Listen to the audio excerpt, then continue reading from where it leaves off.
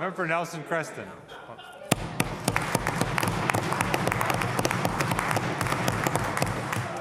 Mr. Speaker, BC has the highest student loan interest rate in the country, on top of an average student debt load of $27,000. In June, the Minister for Advanced Education said in the Vancouver Sun, and I quote, "The ministry has been working on a review of potential changes for student financial assistance.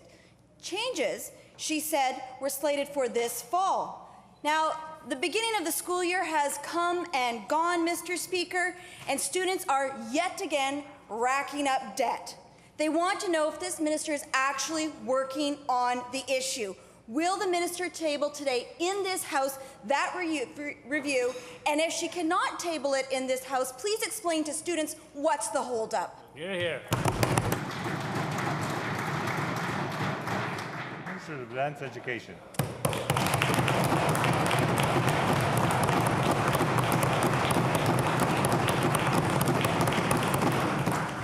Well, thank you, Mr. Speaker. And since this is my first opportunity to address the member opposite in the House this session, I'd like to, in the spirit of Jack Layton, love is better than anger, wish the member opposite all the best. I understand she was recently married. And in that vein,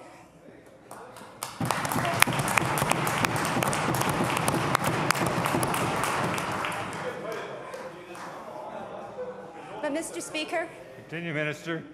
But, Mr. Speaker, at every turn, I hear criticism, negative, destructive criticism about our top-quality, world-class post-secondary education system in BC, and it's absolutely unfounded. Mr. Speaker, students in BC have access to over $700 million of student grants, Canada student grants, upfront grants and student loans, Mr. Speaker. To ensure that we have a good accountability and affordability for both our students and taxpayers, Mr. Speaker, we invest annually over $1.9 billion in our post-secondary education system.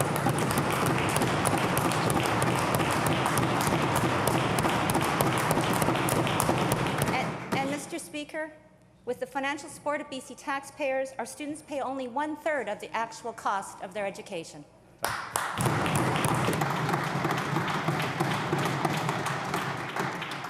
Member has supplemental. Thank you very much, Mr. Speaker, and thank you so much to the Minister for acknowledging what was a very happy day this summer for me. But we need to get to the issue at hand here. That is what question period is all about, after all.